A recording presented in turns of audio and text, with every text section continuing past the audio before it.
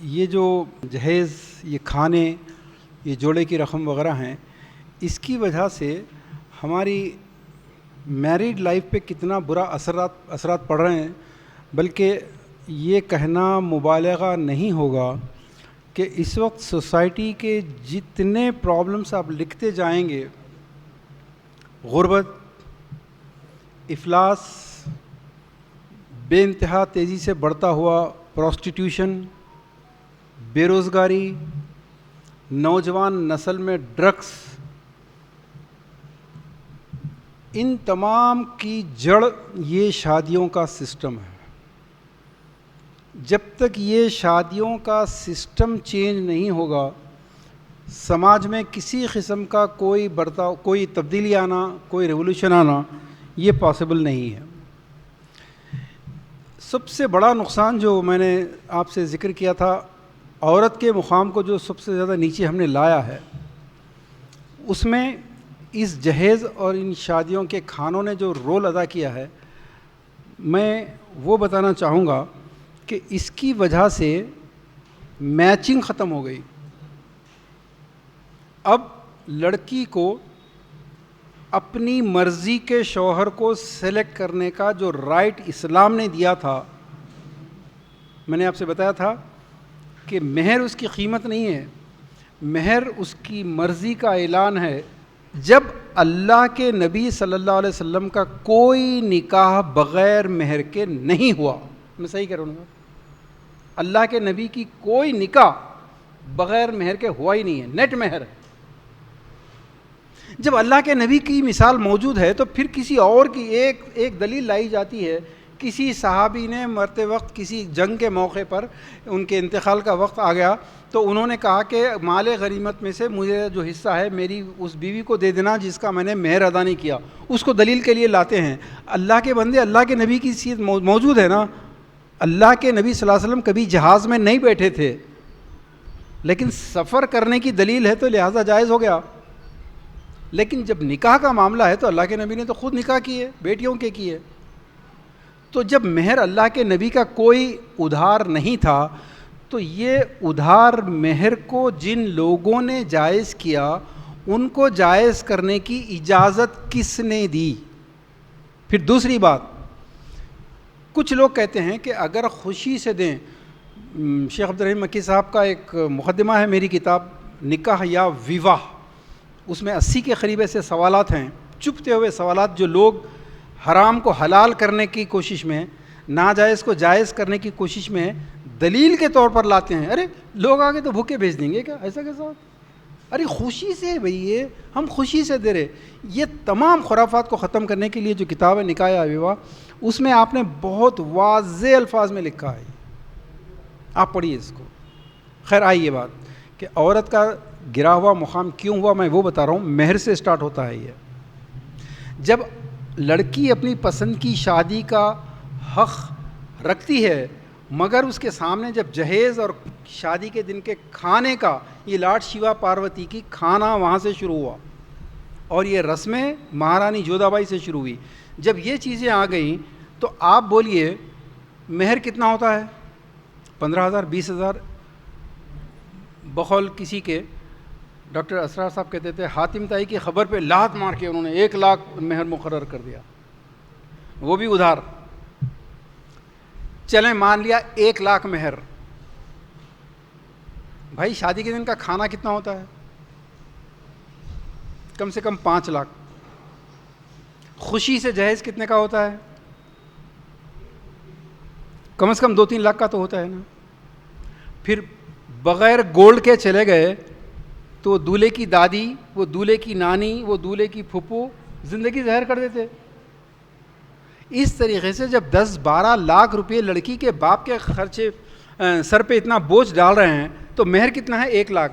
اب مہر کی اہمیت کو گھٹا کے اس کی اہمیت کو بڑھا دیا اور یہ بول کے بڑھایا کہ یہ معروف ہے، یہ عرف ہے، یہ لڑکی کا باپ اگر خوشی سے دے رہا ہے تو جائز ہے. دیکھیے آپ کیسے کیسے فتوے لائے ہیں.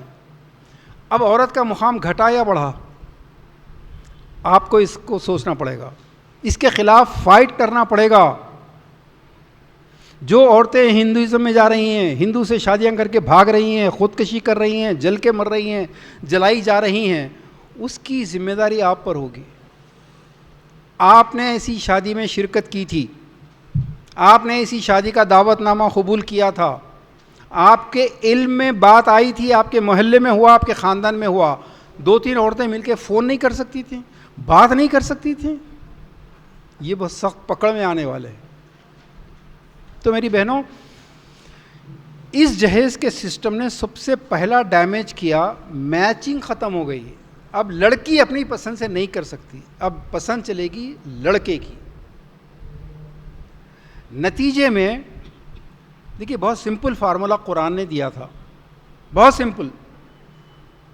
سورہ نساء آیت نمبر 34، الرجال قوامون علی النساء، مردوں کو عورت کے اوپر قوام بنایا گیا ہے، مطلب کنٹرولر بنایا گیا ہے. مگر کیوں؟ قربانی عورت دیتی ہے ساری زندگی میں. آپ کی والدہ نے جتنی قربانیاں دی ہیں، کیا والد نے دی ہیں اتنی؟ مگر پھر بھی قوام مرد ہے. طلاق دینے کا حق مرد کا ہے. پہلے مرد ہاتھ بھی اٹھا سکتا ہے، بہت سارے رائٹس ہیں، قوام ہے وہ. مگر ریزن کیا ہے اس کا؟ بما انفقوا من اموالہم، مال خرچ کرنے کی بنیاد پر اس کو قوام بنایا گیا. تو اس کا سمپل مطلب یہ ہوا، جو مال خرچ کرے گا وہ قوام ہوگا. اب آپ ہی بولیے، مرد حضرات کو شرمندہ ہونے کی ضرورت نہیں ہے بالکل. آپ بول سکتے ہیں ڈنکے کی چوٹ پہ، مال کون خرچ کر رہا ہے، لڑکی یا لڑکا؟ تو لڑکی کری نا. کھانا کون کھلا رہا ہے، کار کون لے رہا ہے، پلنگ کون لا رہا ہے، بستر کون لا رہا ہے، فلیٹ کون دے رہے ہیں، ویزا کون دے رہا ہے؟ تو مال خرچ کرنے والے کون ہوئے؟ تو قوام کس کو ہونا چاہیے؟ طلاق کا حق کس کو ملنا چاہیے؟ مارنے کا حق کس کو ملنا چاہیے؟ سمپل لاجک ہے یہ. تو قرآن کی دی ہوئی اس حکم کو کس نے الٹایا؟ یہ لڑکے کی ماں نے، یہ لڑکے کے باپ نے. یہ بات چیت میں جو بڈھے جا کے بیٹھتے ہیں نا، یہ دلال ہوتے ہیں. یہ پورے، یہ شریعت نافذ کر کے نہیں آتے. یہ رام چندر جی کی، سیتا جی کی شریعت کو نافذ کرتے یہ لوگ کرتے ہیں. ان لوگوں نے کیا. تو نتیجہ یہ ہے کہ میچنگ نہیں ہے. آج لڑکیاں کسی بھی اسٹیٹ میں جائیے ہندوستان کے، وہاں پر آپ کو کسی کالج میں جانے کے بعد کالج کے پرنسپل کے روم کے سامنے ٹاپرز کی فوٹوز لسٹ بنی ہوئی رہتی ہے. آپ اگر وہ ٹاپرز کی لسٹ دیکھیں گے، یہاں جائیے شادہ میں چلے جائیے، کسی بھی کالج میں جائیے، لڑکیاں 60-70%، لڑکے 20-30% ہے. اب یہ جو لڑکیاں بڑھ رہی ہیں، آگے پڑھ رہی ہیں، اس کے نتیجے میں لڑکے جب نہیں پڑھ رہے ہیں تو لڑکی زیادہ بڑی ڈگری رکھنے کے بعد وہ کم ڈگری رکھنے والے کو کیسے ایکسیپٹ کرے گی؟ اب نہیں کرے گی. اس کو 15 لاکھ جوڑے کی بھی رقم دو، اس کو جہیز بھی دو اور سب دو، اور اس کے بعد قابلیت نہیں ہے. تو وہ لڑکیاں، اور بالخصوص شاید آپ کے علم میں ہوگا، اس وقت گاؤں گاؤں میں اس جہیز نے جو برباد کر دیا ہے. گھر کے غریب گھر ہوتے ہیں، بڑی بہن کی شادی کر کے دیتے ہیں کسی طریقے سے، قرضے لے کر، گھر بیچ کر. اس کے بعد پتہ چلتا ہے شوہر شرابی ہے، دوسری شادی کر لیا، بھاگ گیا. تو اس کا انجام دیکھ کر چھوٹی بہنیں شہروں کی طرف بھاگ کر آ رہی ہیں. شہروں میں آنے کے بعد وہ مالز میں، وہ کمپنیز کے اندر سیکریٹری کا کام، یہ کام کرنے کے بعد اس کے ساتھ کام کرنے والا وہ جو سریش کمار ہے، سنتوش کمار ہے، ایئر کنڈیشن میں بیٹھ کے، پڑھائی میں برابر لڑکی کے، انکم میں برابر، کم از کم بات چیت ایجوکیٹڈ ہے اس کی. جبکہ لڑکی جس بیک گراؤنڈ سے آ رہی ہے، وہاں پر مسلمان پورے کرانے کی دکان، آم کا جام کی بنڈی، جوس شاپس پورے معمولی ہے. اب آپ بھی آپ تو اللہ کا کرم ہے کہ یہ اچھے گھرانوں سے، تعلیم یافتہ گھرانوں سے ہیں، آپ نہیں کریں گی، لیکن آپ کی طرح کی خواتین کا پرسنٹیج سوسائٹی میں کتنا ہے؟ جس طریقے سے آپ لوگوں نے برقعے کی پابندی کی ہے، چلیں آپ ہی کے علاقوں میں برقعے کا اتنا احترام کرنے والے عورتوں کا پرسنٹیج کتنا ہے؟ اور یہ بہت تیزی سے کم ہونے والا ہے. تو یہ تو کم ہو رہا ہے. نتیجہ یہ ہو رہا ہے کہ پہلے ایسا سنتے تھے وہ فلاں لیڈر کی بیٹی نے شادی کسی غیر مسلم سے، فلاں فلم اسٹار نے کی ہے. اب تو آپ کے محلے میں 2-4 مثالیں مل رہی ہیں. تو خیر بہنوں، اس جہیز کو اگر آپ نے ختم کرنے کی کوشش نہیں کی، ایسی شادیوں کا بائیکاٹ نہیں کیا، ایسی شادیوں کا اگر انویٹیشن آئے جس میں یہ رام چندر جی اور لاڈ شیوا کی شادیوں کی رسمیں ہیں، اور یہ اگر انویٹیشن کارڈ آئے، تو اس کو آپ نے نفرت کے ساتھ غصے کے ساتھ یہ کہہ کر اگر واپس نہیں کیا کہ میں معافی چاہتی ہوں، یہ میرے نبی کے طریقے کے خلاف ہے، میں نہیں آ سکتی. میں اب تک ایسی کئی شادیاں اٹینڈ کر چکی، میری بیٹی کی بھی شادی ہوئی، ایسی چھوئی، میری بھی ایسی ہوئی، لیکن مجھے معلوم نہیں تھا. لیکن اب نہیں آ سکتی. آپ کے نہیں جانے سے شادی رکنے والی نہیں ہے، لیکن آپ کا جملہ جتنے گھروں میں جائے گا وہاں جیت جائیں گے آپ. 10 لوگوں میں سے 9 لوگ آپ کو سخت تنقید کا نشانہ بنائیں گے. کیسا خوشی سے دے رہے ہم، میجورٹی کر رہی. لیکن ایک گھر، جس گھر میں اس گھر کی بیٹی جہیز کی وجہ سے گھر آ گئی، جس کی وجہ سے کسی غیر مسلم کے ساتھ بھاگنے پہ مجبور ہو گئی، یا بیٹی جس کی وجہ سے جلا دی گئی، وہ لوگ بولیں گے آپ صحیح کہہ رہے ہیں. تو میری بہنوں، سب سے پہلے جہیز نے برباد کیا میچنگ کو. لڑکا لڑکی کی میچنگ نہیں ہے. اور کفو کے احکام میں معاش بہت اہم ہے، اور اسلام میں کفو کی کیا اہمیت ہے یہ تو شیخ صاحب بھی بیان کریں گے شاید. کفو میں کرنے کا حکم ہے شادی. لیکن جب ایک آدمی پیسے میں کم ہے، فریج نہیں ہے، پلنگ نہیں ہے، گاڑی نہیں ہے، سب لڑکی سے لے رہا، کفو نہیں ہو سکتا. لڑکی کفو میں بڑھ چکی ہے اس سے، اب اس کے بعد لڑکے کی ماتحت ہو. یہ وجہ ہے کہ اب اگر شوہر صاحب گھور کے بھی دیکھتے ہیں تو وہ اپنا سامان اٹھا کے سیدھے گھر کو آتی ہے. کیوں؟ کیونکہ وہ ایک شوہر جو خریدا گیا ہے وہ ایک رہن کا مال ہے، وہ آنکھیں دکھائے گا. یہ سب سے بڑا نقصان ہوا. دوسرا ایک نقصان بتا کے بات کو ختم کر دوں گا. لڑکیوں کے ساتھ جو بھی ہو رہا ہے، عورتوں کے ساتھ جو بھی ہو رہا ہے، غلط ہو رہا ہے. اس سے کہیں زیادہ بڑا ظلم لڑکیوں کے بھائیوں کا ہو رہا ہے.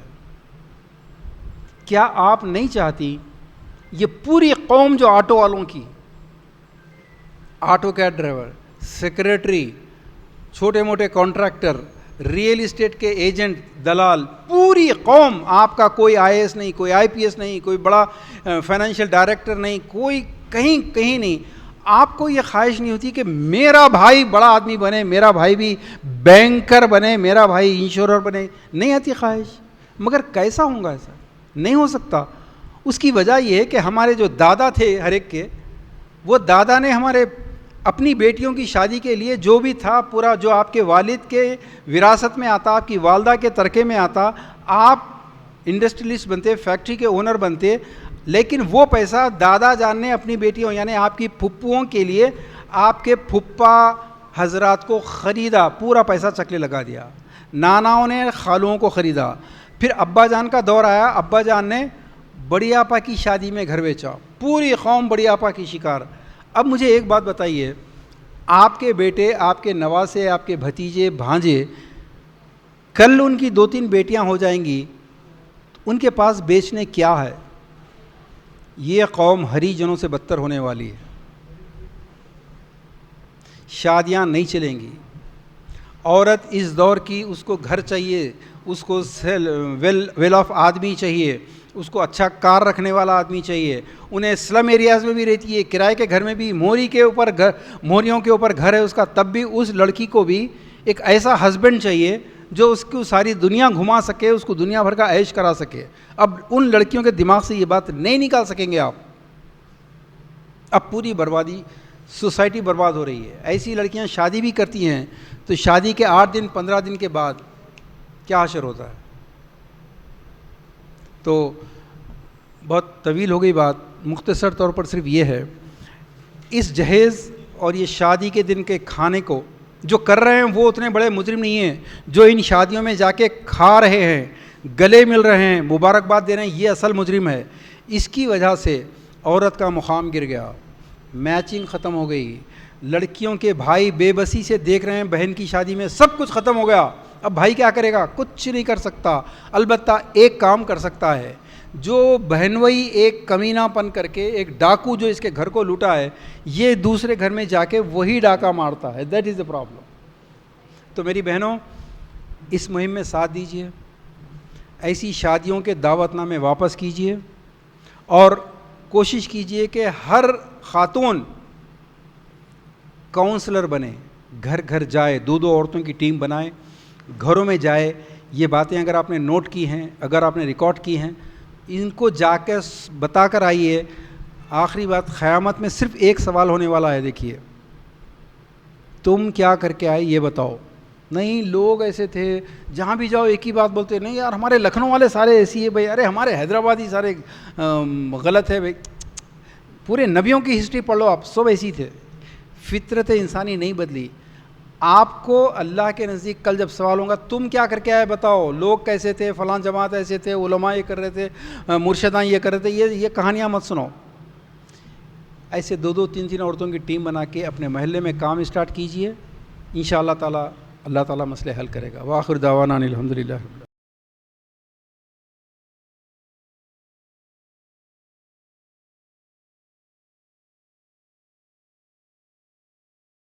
اس طرح کے مزید ویڈیوز حاصل کرنے کے لیے ہمارے YouTube چینل کو سبسکرائب کیجیے اور بیل آئیکن کلک کیجیے اور ہمارے YouTube کے لنک کو شیئر کیجیے.